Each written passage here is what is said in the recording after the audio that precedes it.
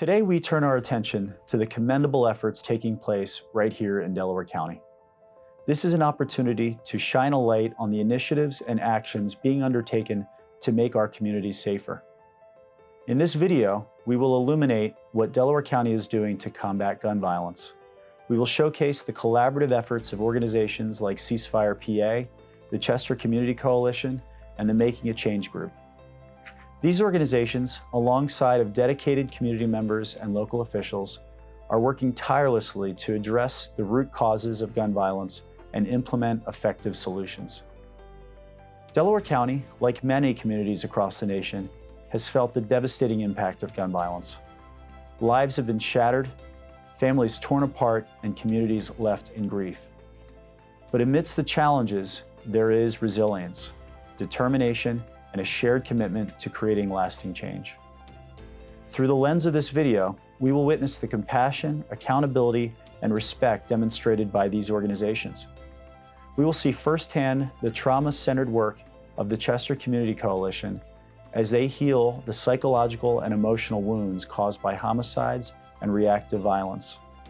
We will learn about the impactful programs of the Making a Change group that support individuals and families, helping them achieve positive change and break the cycle of violence.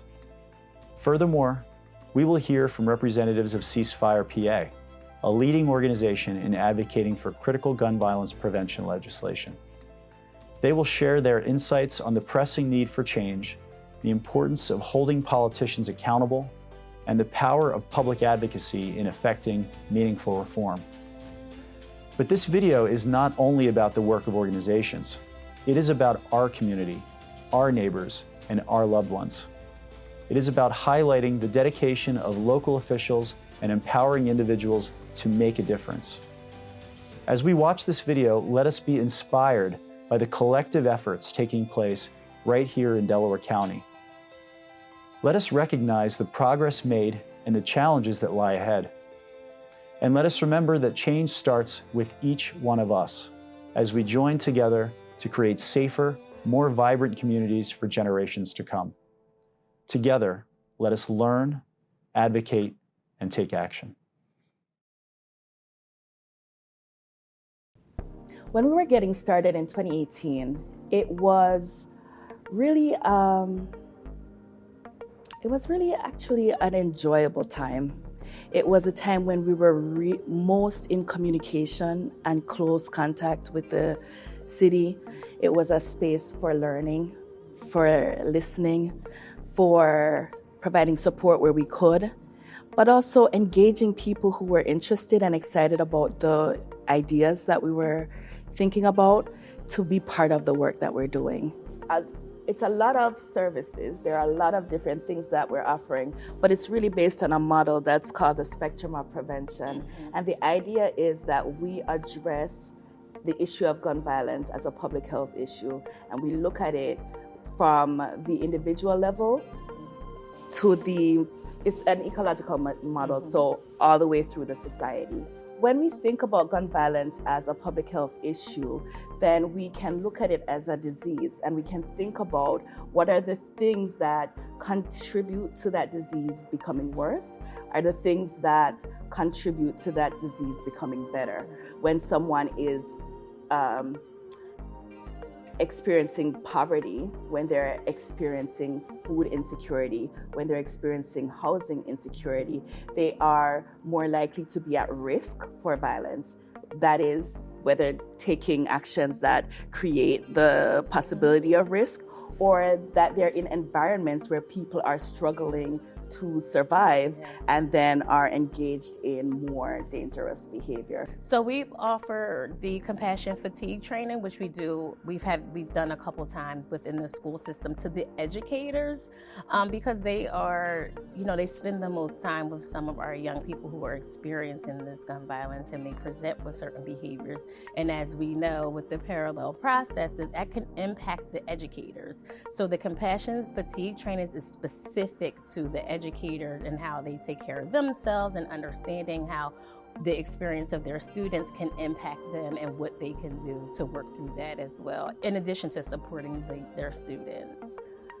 And then our Trauma 101 training, that is for the educators and the community as well. So getting that education on what trauma looks like, what are some of the symptoms that we experience when there's trauma involved, what are some things we can do if we experience those symptoms of trauma. So those are the two that we have highlighted the most in the trainings that we offer. And it's been wonderful sometimes to really see how people respond to that, especially in the community. I remember doing a workshop at the senior center, and when we talked about what it might present as, people would talk about, oh, it might look like somebody's lazy, or it might look like somebody doesn't care, or they're manipulative. And then when we talk about trauma, we talk about how that presents itself in those ways. Then people started, as we looked at those same situations again, they were saying, well, they might be depressed, not lazy. They may have been neglected, and so they have to use manipulative behavior to get what they need. And having that sort of understanding shifts how you approach a person who is demonstrating those signs. So we really think it's important to raise awareness and consciousness so that we're all engaging with people in a way that is healthy and healing. Started Making a Change group.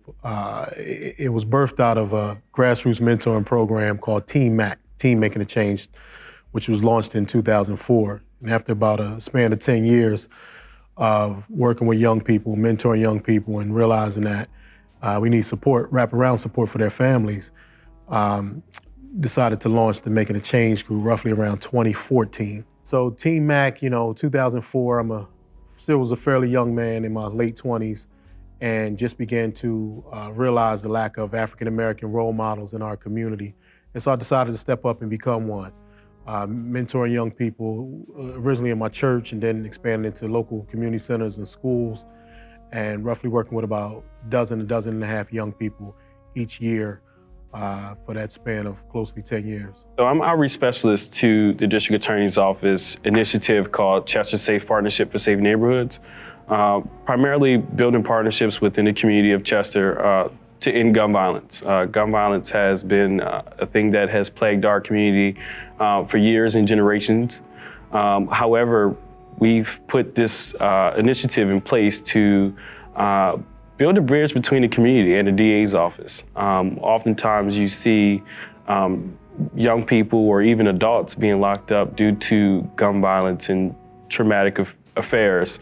However, it's never preventative measures to help those young people or those adults to become productive people and productive citizens in our community. So we put this initiative in place primarily to work with families that have been impacted due to gun violence, as well as that have been on the other end of the stick, shooting in our community. We want to reach those individuals as well with messengers. There's about 3 messengers on our team that are credible messengers that go out in the community and speak to those that have thoughts of picking up a gun or are likely to shoot and that have shot in our community, individuals. However, my role is primarily to reach out to families that have been impacted by gun violence and that are grieving currently due to gun violence and previously within their time in Chester City. So I met DA Jack Stolzheimer right at the beginning of his administration. It was January of 2020, and we had about an hour-and-a-half meeting, and he expressed to me his interest in seriously reducing gun violence in the city of Chester. He had a specific a heart for the city of Chester because it's where his family migrated to many years ago. And after that meeting, I felt that this was somebody that he was sincere, and he was somebody that I can work with and bring some of that formal training that I had for gun violence intervention close to a decade ago. And so that's really what started the initial collaboration between the District Attorney's Office and Making a Change group. Trauma-informed care is just simply a term for just showing empathy and understanding of what a person's situation has been. And many of us that were born and raised in it, have a certain level of empathy, and some others of us have formal training in trauma-informed care. And so we bring that lens to our work with Making a Change Group. We operate from a trauma-informed lens. My job with the DA's office, CPSN, the Community Partnership for Safe Neighborhoods, is I'm a community messenger. I go into the communities, the hot spots, the high crime areas, and I pass on the message of the services that we provide through that program.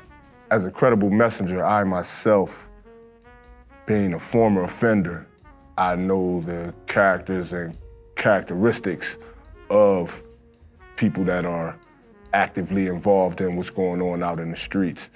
I find that I'm uniquely qualified to identify these individuals. While approaching individuals such as these, the first thing to do is to break the ice, to introduce yourself. If it's a neighborhood that I don't know the individuals, I introduce myself and tell them who I am, who I work for, and what it is I'm here to do and what services I'm providing. Well, in my capacity as a credible messenger, I've seen the rates of gun violence drop because of our interaction directly in the community with individuals in these hotspots. Our continuous efforts going in these neighborhoods, speaking with individuals, the programs that we've set up in place in conjunction with Making a Change Group and the GVINE program assist us in bringing those numbers down. In GVINE, my capacity as interventionist is to take our message out into the community. I interact with victims of gun violence, perpetrators of gun violence, and try to provide whatever services they require. So if someone needs assistance from our office and within our program, we pretty much go out to their home and see how could we assess them and see how we could support them the best way possible. Whether they need food in their home, whether they need clothing in their home, whether they need therapy, trauma-informed therapy at that, to see how we can better uplift them in their time of need. Primarily, we deal with a lot of issues where, let's say we get a call that someone's shooting down a block or street or neighborhood. We go out and we talk to those residents that are there within the community and see how we can offer support from our office as well as through our initiative the best way possible to let people know that we're here, we're not going anywhere, and that we have the best interest for those individuals.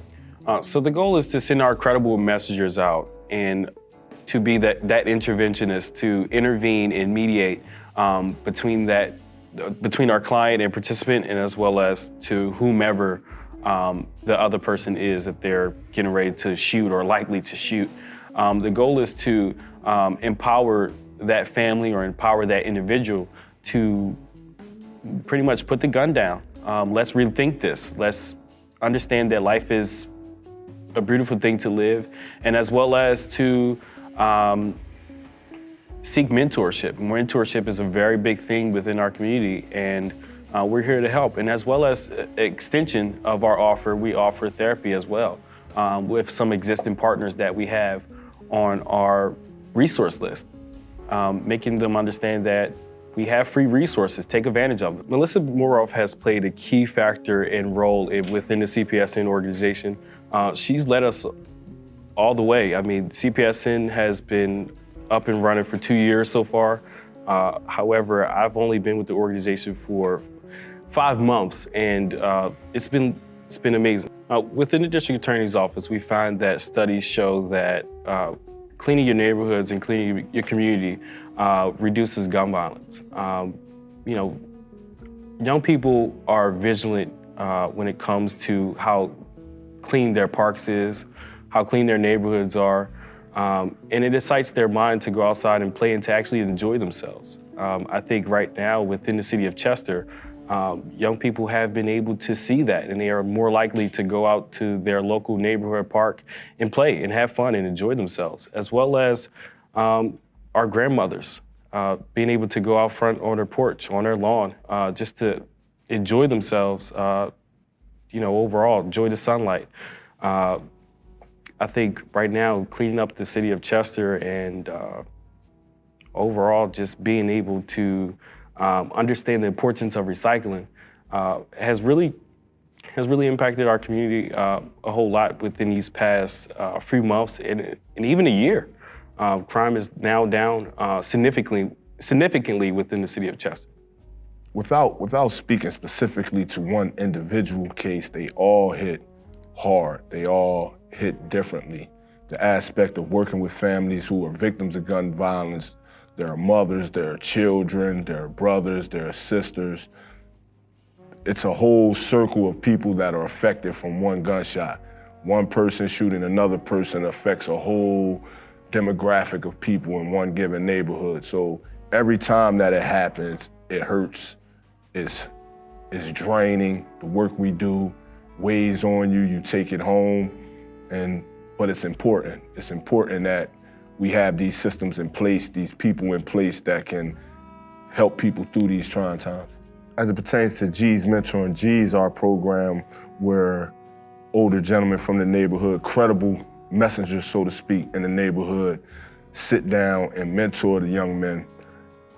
We find it to be very effective. We find it to be that they're receiving a message in a language that they understand from people that they look to think that are, credible people in the neighborhoods. So we have these men come in and teach the young men life skills, what it takes to develop and to become a positive, proper, productive member of our community. We teach them about self-love, we teach them about family love and community love, and all aspects of love. Our program is based in that. The reason it's important to teach self-love, the first step in our program is self-love, because you have to begin to love yourself. And loving yourself, that's in your appearance, how you walk, how you talk, how you present yourself in the community. And then in aspects of brotherly love, once you love yourself, you find it hard to harm your brother when you love your brother as you love yourself. So that in itself brings down gun violence. Once somebody steps into the avenue of loving themselves and loving their brother like themselves, it causes less chance for them to raise a gun and harm them. Yes, we have been working with the county in a few different ways around the issue of gun violence. One, we have a hospital-based violence intervention program in partnership with Kosher Health. And in that program, we respond at the hospital, in the emergency room or in the trauma departments after somebody has been shot or stabbed. We provide them support bedside, we provide support to their families, and we ensure that they are safe, that they are able to make a safe transition back to the community, and that they are able to recover a sense of future and hope, possibility with our services. And the DA's office, with the Chester Partnership for Safe Neighborhoods, has been a fundamental part of that, especially the safety from retaliation and from re-injury by being shot again upon discharge. So sometimes the clients will need relocation, emergency relocation, so that they can safely leave the hospital without being targeted. And the DA's office helps to support that sort of housing. They've also been an active part of our Chester Violence Prevention Coalition, which is a collaborative effort to coordinate and improve the collective impact of all the different violence prevention efforts going on in the city of Chester, particularly. So we work with other groups, and the county's Office of Diversity, Equity, and Inclusion has been supportive of our work.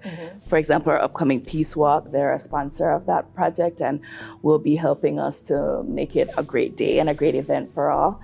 And the District Attorney's Office, again, shows up there to provide information around gun violence, about risks for safety, and how we can strategize around addressing them. And then lastly, I would say the county has been funding our work. So there's the Community Development Block Grant, which funds the case management that we provide, which is a big part of the stability that we offer to clients when they're recovering from gun violence. So helping people get housing, helping people relocate, helping people connect to emergency food or clothing, providing transportation to appointments so that they can really follow up with their medical care afterwards, and where a colostomy bag could become a lifetime implement for them. With this sort of case management support, they're able to keep up with their appointments and eventually have that removed and be returned to full function. So we really appreciate the partnership of the county. In relation to our therapy groups, the way that they've developed has really been an iterative and collaborative process as well. We started out with only group therapy and group therapy for survivors and folks who are grieving. And we quickly realized that we need to create separate groups for folks who are grieving, processing grief, and folks who were dealing with the repercussions of being injured themselves. The next part was, once COVID hit, was we can't have groups in the same way, and people were not engaging successfully virtually. And so we had to lean into individual therapy as a result. And during that time, we learned a lot about what really works about our group therapy, the things that people really appreciated and enjoyed. For our art therapy, for example, that's for kids between 4 and 7 years old. And we've had kids who've been shot themselves at that age, and we've had kids who are grieving the loss of a parent or a sibling during that time. And when you're in that age and it's difficult to process verbally, it is so important to have that space where you are being guided gently and in a way that's age appropriate to express some of the things that you're confused about, to ask questions.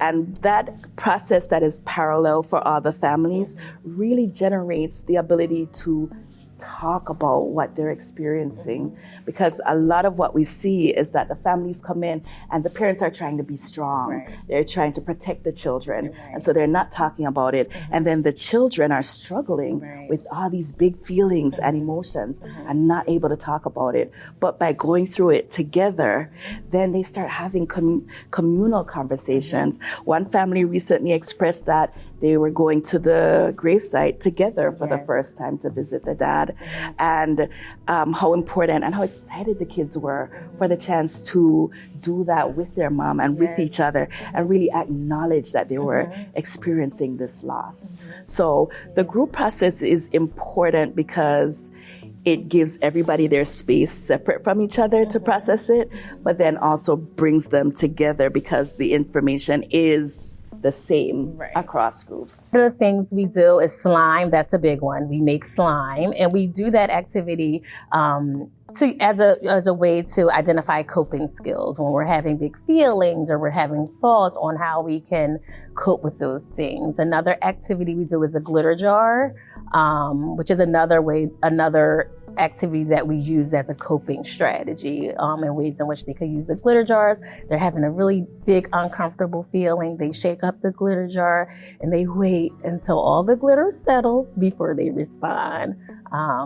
So those are just some of the activities that stand out as the things that they ask for frequently. And I'm going to say I'm biased, and I'm sure they maybe don't enjoy it always as much, but there's some kids where it really impacts them is the memory box. Oh, yeah. And I think where they get to create a tangible representation of the connection that they still have with the person who's no longer here. And just, I think, what always strikes me about that is the care that they have when they're carrying that box afterwards. Something that I would say to people who maybe not feel directly affected is to really think about how the community violence affects us, because gun violence is everywhere in our society right now, and no one is exempt. I think sometimes we don't think about gun violence as gun violence. So the highest rate of mortality in relation to gun violence is suicide. It's not murder, and it's not mass shootings. And that is happening everywhere, and it's happening all the time. And access to guns makes suicide more lethal. So I think we have to maybe start to think about gun violence differently. And we have to think about ourselves in relation to being part of a community. And if our community is healthy, and if our community is safe, and our community is whole, then we are all healthy and safe and whole. And so I would invite people who may not feel connected to the issue of gun violence to consider being part of the work. There are so many ways to be involved, whether it's advocacy, talking to your legislators, thinking about common sense gun laws, thinking about how to create spaces to remember people, or supporting people who are doing the frontline work to prevent gun violence and to support those who are being devastated by it. There is a place for everyone in this work. And so I just encourage you to think about where you fit in. Ceasefire PA is the state's advocacy and education organization to prevent gun violence. We're dedicated to the commitment that everyone in the state should be able to live a life free from gun violence. In this position, I've been working to raise awareness in the county as well as in southeastern PA and the state as a whole about what gun violence really looks like.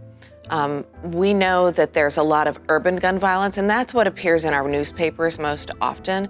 What we don't hear about as often is the violence that occurs through gun suicides, which actually makes up more than half of gun deaths in Pennsylvania and in the nation as a whole.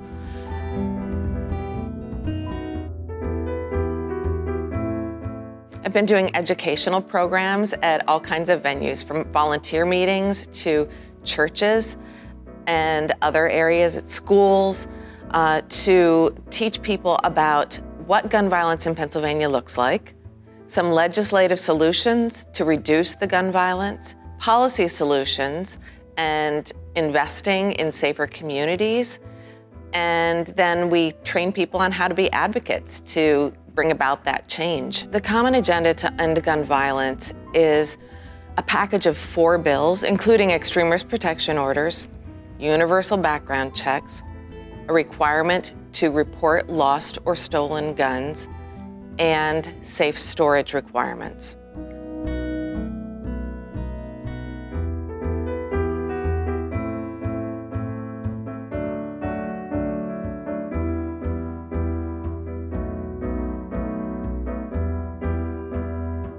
The Leadership Institute is a great training program that we have to educate anybody who wants to learn about what gun violence looks like, legislative solutions, policy solutions, and then how to advocate for those solutions in Pennsylvania.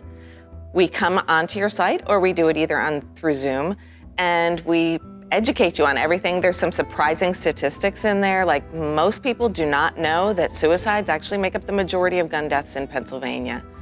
Most people don't know that more children are killed in domestic violence incidents than in mass shootings in schools.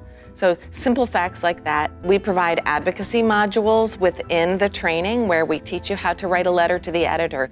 We teach you how to talk knowledgeably about the issues around gun violence. And we provide you tools to communicate with your legislators and to make a change. What do I know about the Wear Orange movement? I became aware of the Wear Orange movement, a year or two. Just it struck me as a fairly new event when people in my neighborhood started to have lawn signs out. And as someone who is personally impacted by gun violence and cares about these issues, really from a citizen perspective, I think that was my first contact with it. I was really excited when Delaware County began to send messages out to county employees and embrace this larger movement to bring more focus and awareness. I am always willing to talk about it because I think that a lot of people think of gun violence in different ways, right? Parents, our whole nation right now is traumatized by the repeated acts of mass shootings, and some other people really focus in on what they consider to be urban areas that may not impact them. So as a white, educated woman, people don't necessarily expect me to tell the stories that I have, which is, a combination of working at a place that was the site of a mass shooting that was fairly publicized way back in the 90s, having one of my dearest friends shot and killed on her way out of work while she was on the phone with her daughter, who is still a very dear friend and important part of my life. And then, someone I went to high school with got shot in the back while running in Alaska.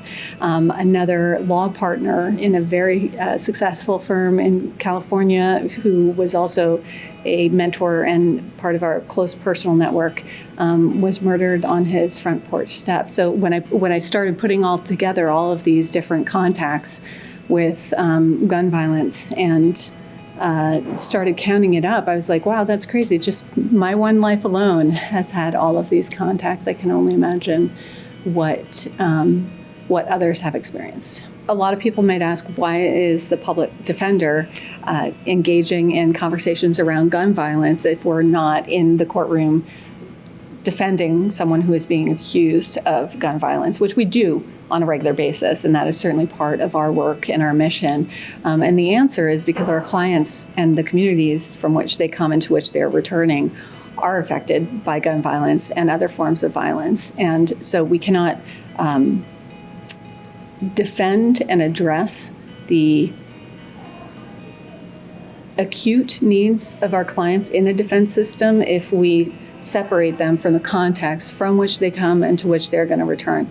Ultimately, we are seeking the best possible outcomes for our clients, but we also recognize that we also recognize that we are a point of contact where that can be a disruptor in cycles of poverty, but also a disruptor in cycles of violence if the criminal justice system maximizes that point of contact in a way that is going to return people to community as healthily and wholly as possible. The what we call a split between offender and victim. I think the other real reality for our office and for our clients is that most of us and our systems, when we think of violence and violent crime and gun violence, we tend to put it into the category of victim and offender. And that is appropriate in certain contexts, but it is also oversimplified. There's a lot of data and statistics dating back to the 50s that show there's a substantial overlap between those who would be classified as victims and those who would be classified as offenders. Sometimes that overlap occurs through the same incident or near in time group of incidents but it is also statistically shown that if someone has been a victim of a violent crime, they're statistically much higher to eventually become what is classified as an offender. And similarly, those who are considered offenders or being convicted statistically have much higher percentages of histories of being victims of violence, and sometimes repeatedly so. So our office sees that with quite some frequency, because part of our job is not just making the legal arguments that are relevant to our clients' cases, but getting to know them and know their context so that when we stand next to them by their side in front of a judge, we are making sure that the judge, the jury, and others see them as the full humans they are, because no one wants to nor should be judged at any given moment just based on the worst thing that they've ever done. I don't think. Why we do this work is that trauma is the vector by which violence carries on. So violence is the disease, trauma is the mosquito that spreads it, right? And exposure to violence increases the risk of continued violence.